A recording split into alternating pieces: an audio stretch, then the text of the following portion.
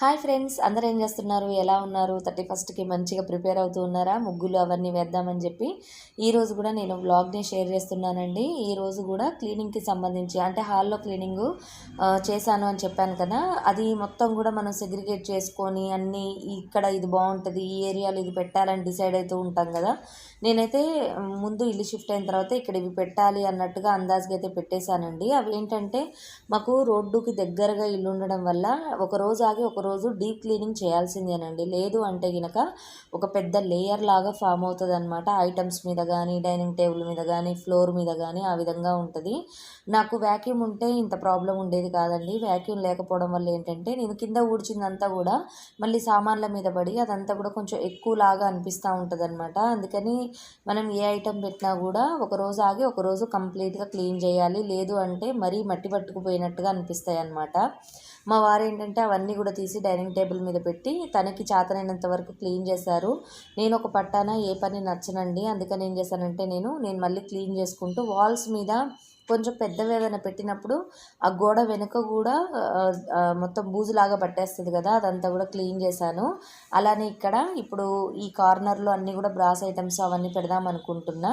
అందుకని ప్రతి ఒక్కటి తూడుస్తున్నాను. ప్లస్ ఏదైనా చేంజెస్ ఉన్నాయనుకోండి, చేస్తూ ఉంటాం కదా, ఆ విధంగా అడుగుతూ ఉన్నాను అనమాట. అక్కడ మీరు చూసినట్టయితే నేను ఒక్కొక్కటి క్లీన్ చేసుకుంటూ అక్కడ ఏం చెప్తున్నానంటే టీవీ యూనిట్ది కవర్ చూసారా, అది కొంచెం డల్గా ఉంది కదా, అది రివర్స్లో వేశారనమాట. నేను అదే చెప్తున్నా, నేను చేసుకోకపోతే ఏ పని కూడా మీరు చేయరు, కనీసం టీవీ యూనిట్ది అది కూడా సరిగ్గా చేయలేదా అంటున్నా. ఈలోపు మా వాడు చూసారా వచ్చి నా పక్క నుండి వీడియో తీస్తూ ఉంటే ఇక్కడ నాకు ఆల్రెడీ బీపీ పెంచాడనమాట. వీడియో తీస్తూ ఉంటే నా పక్క నుండి వీడియో తీయనియట్లేదండి, డ్యాన్స్ వేస్తూ ఉన్నాడు. అవన్నీ కోతి వేషాలు వేయొద్దురా, మళ్ళీ వీడియోకి నాకు లేట్ అయిపోతుంది అని చెప్పంటూ ఉంటే వీడియో తీస్తూ ఉన్నంతసేపు ఏదో ఒకటి అట్లా పక్క నుండి డ్యాన్స్ వేస్తున్నాడు. అట్లా ఉంటే వీడియోస్ పెట్టుకోవడం కష్టం కదా నాకు. అదే అరుస్తూ ఉన్నాను అనమాట. నాకేంటంటే ఇంతకుముందులాగా ఇప్పుడు ఎనర్జీ కొంచెం డౌన్ లెవెల్లో ఉందండి. బ్లడ్ పర్సంటేజ్ అనేది చాలా తక్కువ ఉంది. దానివల్ల ఏమవుతుందంటే ఊరికే కొంచెం పని చేయంగానే నీరసం వచ్చేస్తుంది. నాకు స్టార్టింగ్ నుంచి కూడా ఐరన్ డెఫిషియన్సీ ఎక్కువ అండి. అందువల్ల ఏంటంటే ఊరికే నీరసం వస్తూ ఉంటుంది. ఓపిక చేసుకొని ఒక స్టామినాతో చేస్తూ ఉంటాను నేను, అంటే మొండిగా అనమాట.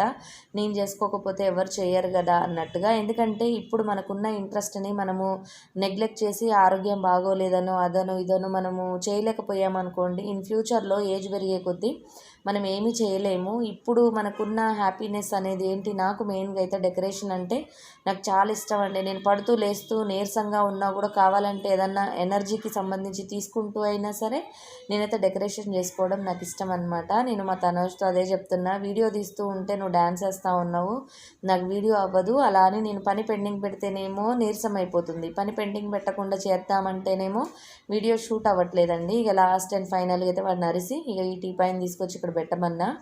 ఇదేంటంటే కవర్ ఖరాబ్ అయిపోయిందండి. ఇదే ఒక మూలకు ఉండడం వల్ల దాని పక్కనే మేము ఈజీ చైర్ పెట్టడం వల్ల టీ అది తాగేటప్పుడు ఏదైతే చిరిగిందో అక్కడే పెడుతూ ఉన్నాము. మరకలు పడి అది పైన పాలిష్ అంతా పోతుంది అని చెప్పేసి అయితే ఈ కవర్ని వేద్దాం అనుకుంటున్నా. ఈ కవర్ వేసే టైంలో నాకు అంతకుముందు కూడా నేను ఏమనుకున్నానంటే దీనికి ఒక గ్లాస్ని ఫిట్ చేయించుకుంటే బాగుంటుంది, చూడ్డానికి నీట్గా కనిపిస్తుంది అని చెప్పేసి అయితే అనుకున్నా. కాకపోతే డైనింగ్ టేబుల్ మీద ఉన్న గ్లాస్ని మేము షిఫ్టింగ్ చేసేటప్పుడు చాలా జాగ్రత్తగా తీసుకురావాల్సి వచ్చిందండి. ఇక ఈ చిన్న చిన్న అయితే అసలు ఊరికనే పగిలిపోతాయి కదా అని అనుకొని ఇక మళ్ళీ కవరే సెట్ చేద్దామని చూశాను. తీరా ఇదంతా తీసి చూసేసరికి టేప్ లేదండి, టేప్ అయిపోయింది. ఇక అందుకని దాన్ని సేమ్ యాజ్ ఇట్ ఈజ్ అలా పెట్టేసి ఉంచేసాను అనమాట, టేప్ తెచ్చాక సెట్ చేద్దామని. ఇక ఈ రోజు వరకు అయితే ఇక్కడ క్లీనింగ్ పని అంతా అయిపోయిందండి. అంటే ఏంటంటే డస్టింగ్ వరకు అయిపోయింది, ఇంకా అరేంజ్మెంట్స్ అవన్నీ ఉన్నాయి.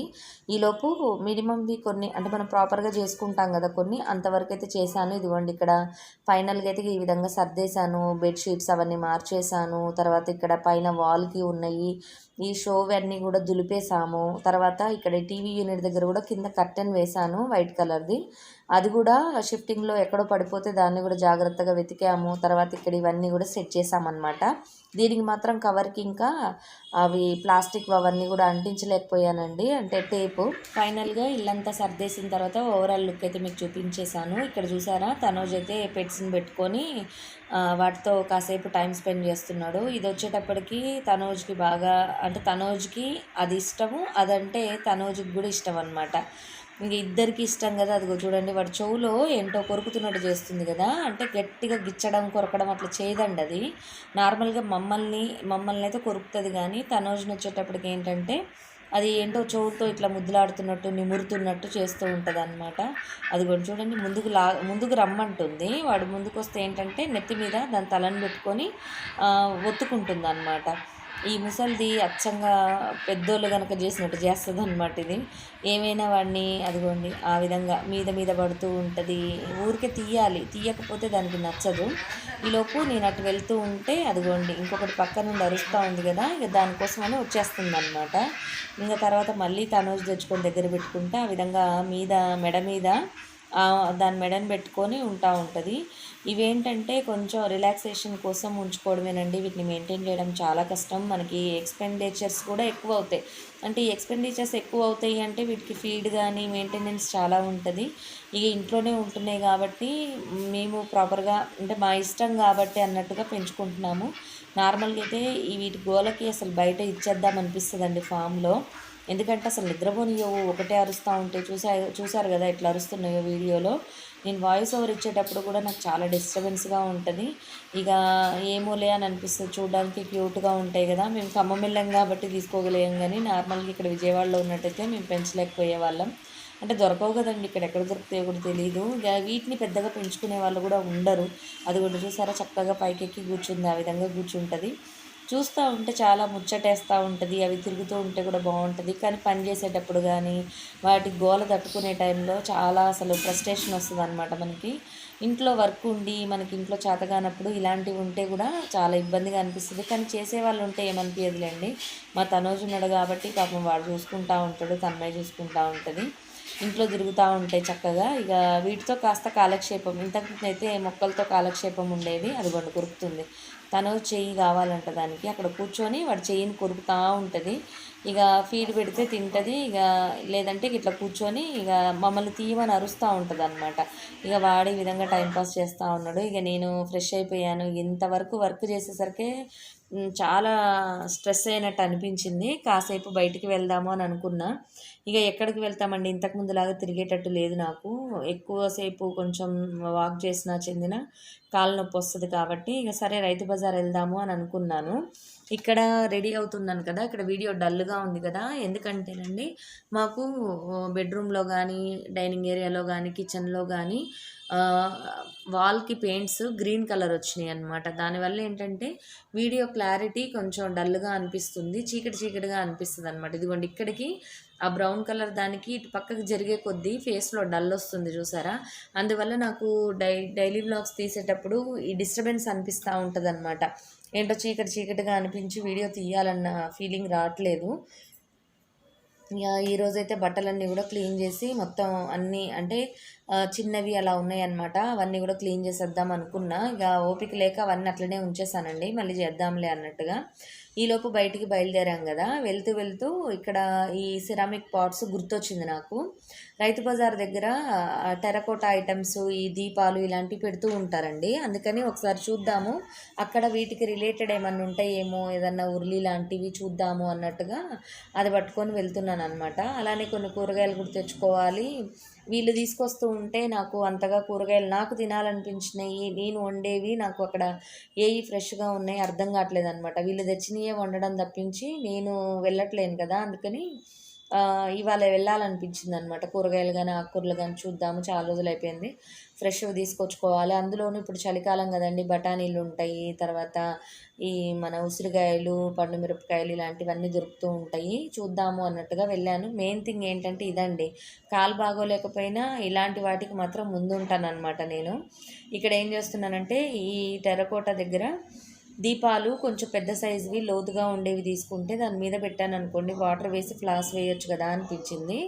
మళ్ళీ అనిపించింది పక్కన కొంచెం ఒక ఉర్లీ టైప్లో బొచ్చెల్లాగా ఉన్నాయి కదా, అవి చూద్దాం దాని మీద పెడితే బాగుంటుంది అని అనిపించింది. వాటిల్లో అది మరి పెద్దగా ఉందన్నమాట, వీడియోలో మీకు చిన్నగా కనిపిస్తుంది కానీ అక్కడ పెద్దగా ఉంది. సరే అని దానిలో చిన్న సైజు ఇప్పుడు నేను అక్కడ వెతుకుతున్నా చూసారా, అవి చిన్నగా ఉన్నాయండి చాలా, కానీ లోతున్నాయి. సరే వాటర్ ఎక్కువ పడతాయి కదా, ఫ్లాస్ పెట్టచ్చు ఎలిఫెంట్ పాట్ మీద పెట్టి చూద్దాం అన్నట్టుగా తీస్తున్నా. అంటే 1-2 తీసుకొని వచ్చి చూద్దామంటే అన్నీ కూడా క్రాకులేనండి, సైడ్కి కొంచెం పగిలున్నాయి, ఫినిషింగ్ అస్సలు బాగాలేదు. అసలు మరి అట్లుంటే ఎట్లా కొంటారో ఏమో, ఒక్కటంటే ఒక్కటి కూడా బాగోలేదండి. అయితేనే లోపల క్రాక్స్ ఉన్నాయి, లేదంటే సైడ్ క్రాక్స్ ఉన్నాయి అనమాట. నా పక్కన ఒక ఆవిడని చూసారా గ్రీన్ కలర్ శారీ కట్టుకొని, ఆవిడ అంటున్నారు అలా పగిలినవి తీసుకోకండి, మంచిది కాదు ఇంటి ముందు పెట్టుకోవడానికి అని చెప్పేసి అంటున్నారు. నేను డెకరేషన్కి అని చెప్తూ ఉన్నా కూడా మట్టివైనా డెకరేషన్కైనా మట్టి పగిలినవి పెట్టుకోవద్దని చెప్తూ ఉంటే ఇక నేను వేరేవి తీసుకున్నా అనమాట. సరే కొంచెం పెద్దవైనా ఫినిషింగ్ బాగుంటే చాలు కదా అన్నట్టు ఒక్కొక్క దాని మీద పెట్టి చూస్తున్నా. సైజెస్ ఇందులో ఒక 4-5 సైజెస్ ఉన్నాయండి. మరి పెద్దగైనా బాగుండదు, చిన్నగున్నా బాగుండదు కదా, ఎలిఫెంట్ కూడా కనిపించాలి. అందుకని ఇక చూస్తూ ఉంటే ఇక్కడ కొత్తవి వచ్చినాయి స్టాక్ అని చెప్పి చూపిస్తుంది. ఈవిడైతే బోలెడ్ రేట్ చెప్తుందండి, అస్సలు బార్గెనింగ్ అనేది ఉండదు. మళ్ళీ క్వాలిటీ ఉంటుందా అంటే క్వాలిటీ ఉండదు, మళ్ళీ చూసుకొని ఇవ్వరు. మళ్ళీ దానికి తోడు పగిలిపోతాయండి, ఆల్రెడీ పగిలే ఉంటాయి, మళ్ళీ పగిలిపోతాయి అని చెప్పి మనల్ని చూసుకొని ఇవ్వరు. మరి డబ్బులు పెట్టి కొనుక్కునేటప్పుడు చెక్ చేయండి ఎలా అండి. ఇక ఫైనల్గా అయితే ఒకటి సెలెక్ట్ చేసుకున్నా. పక్కన ఇంకా షాప్స్ ఉన్నాయి కానీ వాళ్ళు తీయలేదన్నమాట ఆ రోజు. ఇక ఫైనల్గా రైతు బజార్లో కొత్త దుంపలు, టమాటాలు అవన్నీ మంచిగా కనిపించినాయి. ఇంకా చిక్కుడుకాయలు కూడా ఫ్రెష్గా ఉంటే మెంతి కూర చిక్కుడుకాయ బాగుంటుంది కాంబినేషన్ అని తీసుకొచ్చాను. ఇక మా వారు కానీ తనోజ్ కానీ రైతు బజార్లో తెచ్చేటప్పుడు ఏంటంటేనండి, వాళ్ళకి ఏది కాంబినేషన్ బాగుంటుంది తెలియదు, ప్లస్ ఏవి ఫ్రెష్గా ఉంటే మళ్ళీ ఆకుకూరలు వాడతామో లేదో కూడా తెలియదు కాబట్టి తీసుకురావట్లా. అందుకని ఇక ఇవాళ నేను వెళ్ళేసరికి కొంచెం మెంతి కూర చిక్కుడుకాయ చాలా బాగుంటుంది కదా కాంబినేషను, తీసుకొచ్చాను. ఇక రేపు వండాలి అంటే ముందుగానే మనం ప్రిపేర్ చేసి ఉంచుకుంటే వండుకోవడానికి ఈజీగా ఉంటుంది కదా. అందుకని ఇక నేను రాగానే ఈ కూరగాయలన్నీ కూడా సర్దుకుంటున్నానండి. ఇప్పటివరకు అయితే మీకు అన్ని క్లీనింగ్ బ్లాగ్స్ పెట్టాను కదా, ఇక ముందు నుంచి డైలీ బ్లాగ్స్ అన్నీ షేర్ చేస్తూ ఉంటాను, ఏమేమి చేస్తున్నాను ఏంటి అని అన్నది. ఎందుకంటే చెప్పాను కదండి, రోడ్డుకి దగ్గర ఉండడం వల్ల అసలు డైలీ క్లీనింగ్ చేయాల్సి వస్తుందన్నమాట. అంత డస్ట్ ఉంటుంది. ఇంకా ప్రతిదీ క్లీనింగ్ అనేది దాదాపు ఒక 2-3 గంటలైతే సుమారుగా పడుతుందన్నమాట నాకు. అందుకని డిలే అయిపోతున్నాయి. ఈరోజైతే నిమ్మకాయ చట్నీ చేద్దామని నిమ్మకాయలు ఫ్రెష్గా కనిపిస్తే తీసుకొచ్చాను. ఈ నిమ్మకాయలు ఏంటంటేనండి చలికాలంలో మనకి తక్కువ రేట్లో వస్తాయి, ఎండాకాలంలోనేమో చిన్న సైజులో ఉంటాయి, రేట్ ఎక్కువ ఉంటాయి. అందువల్ల ఏంటంటే ఇప్పుడు మనం నిమ్మకాయలు సీజన్ అంటే చలికాలం అయిపోయే టైంలో కూడా మంచి నిమ్మకాయలు దొరుకుతూ ఉంటాయి. అవి మనము జ్యూస్ చేసి డీప్ ఫ్రిడ్జ్లో కనుక పెట్టుకున్నాం అనుకోండి చక్కగా వాడుకోవచ్చు. అయితే నేను ఇక్కడ ఏం చేస్తున్నానంటే నిమ్మకాయ రసంతో పచ్చడి పెడుతున్నాను. నార్మల్గా నిమ్మకాయ ముక్కలతో పెట్టుకోవచ్చండి, కాకపోతే ఏంటంటే నిమ్మకాయ ముక్కలో నుంచి వగరు వస్తుంది. ఆ వగరు వల్ల చట్నీ నాకు ఎందుకు అంత టేస్టీగా అనిపించదు. స్మెల్ బాగుంటుంది, తినాలని చూసేసరికి పులుపు కంటే ఎక్కువ వగరే వస్తుంది అనమాట. అందుకని నాకు నచ్చదు, ఇక తన ఎక్కువ నచ్చదు అనమాట. సరే నిమ్మకాయ చట్నీ పెడుతున్నా, ఒకసారి మీతో రెసిపీని కూడా షేర్ చేద్దామని అయితే అనుకుంటున్నాను. ముందుగా నిమ్మకాయలు ఒక 10 కాయలు తీసుకొని రసం తీసాను. తర్వాత పల్లి నూనెలో ఈ విధంగా తాలింపు వేసుకొని చల్లారనివ్వాలండి. మనం కొంచెం ఆయిల్ ఎక్కువే పడుతుంది కాబట్టి పచ్చడికి ముందుగానే కొంచెం మనం అందాజుగా తాలింపు వేసేసుకొని పెట్టుకోవాలన్నమాట. ఇక్కడ నల్లగా కనిపిస్తుంది కదా, ఎందుకంటే చెప్పాను కదండి వీడియో క్లారిటీ అంత బాగుండట్లేదు, అందువల్ల ఏమనుకోవద్దు, అది గ్రీన్గా ఉందన్నమాట. నెక్స్ట్ ఇక్కడ నేను ఆవు పిండి, మెంతి పిండి, తర్వాత వేయించిన జీలకర్ర పొడి, సాల్ట్ అన్నీ పక్కన పెట్టేసుకున్నా. ముందుగా నిమ్మరసాన్ని ఈ విధంగా జల్లించుకుంటే నిమ్మ గింజలు కానీ పల్పు కానీ లేకుండా ఉంటుంది. తర్వాత నిమ్మరసానికి తగినంత, అంటే ఇక్కడ నేను కొలతలు ఏం చెప్పట్లేనండి, మీరు 2 కాయలే తీసుకున్నారనుకోండి మీ టేస్ట్కి తగ్గట్టు కారం అవి అడ్జస్ట్ చేసుకోవడమే అనమాట. ఇక్కడ నేనైతే కొంచెం పెద్ద స్పూన్స్తో ఒక 2 స్పూన్స్ కారము, ఒక 1.5 స్పూను సాల్ట్ వేసుకున్నాను. సాల్ట్ ఎక్కువే పట్టుద్దండి, ప్యూర్ నిమ్మరసం కాబట్టి పుల్లగా ఉంటుంది కాబట్టి. అలానే ఆవాలు వేయించుకొని లైట్గా పొడి చేసుకున్నాను, అదొక 2 స్పూన్స్ వేసుకున్నాను. ఎందుకంటే ఇది ప్యూర్ రసం కాబట్టి మనకి కన్సిస్టెన్సీ కొంచెం చిక్కగా రావాలి, అందువల్ల ఆవు పిండి కొంచెం వేసుకున్నాను. తర్వాత మెంతి పిండి, ఇది జీలకర్ర పొడి అండి, వేయించిన జీలకర్ర పొడి 1/2 టీ స్పూన్ వేసుకోవాలి. అలానే జీలకర్ర పొడి వేయడం వల్ల ఏంటంటే మంచి ఫ్లేవర్ వస్తుంది, డైజెషన్కి కూడా. కొంతమందికి పులుపు అరగదు కదా, అందువల్ల డైజెషన్కి కూడా చాలా మంచిది అనమాట.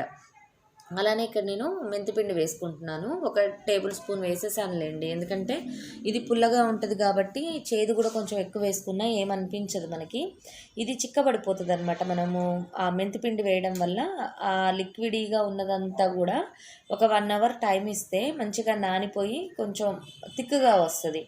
మీరు ఒకవేళ తిక్కుగా రాలేదనుకోండి, మీరు ఆవు పిండి కానీ మెంతిపిండి కానీ ఇవన్నీ వేసుకున్నాక కూడా మీకు ఇంకా లిక్విడీగా ఉంది అని అనిపిస్తే ఒక్కసారి టేస్ట్ చూసుకోండి. కారం కనుక సరిపోకపోతే కారం అడ్జస్ట్ చేసుకోవచ్చు. అలానే ఆవు పిండి మెంతిపిండి కూడా కొంచెం క్వాంటిటీ వేసుకోవాలన్నమాట మనము, అప్పుడు మనకి పచ్చడి అనేది కొంచెం ఊరి నెక్స్ట్ డేకి చిక్కబడిపోతుంది.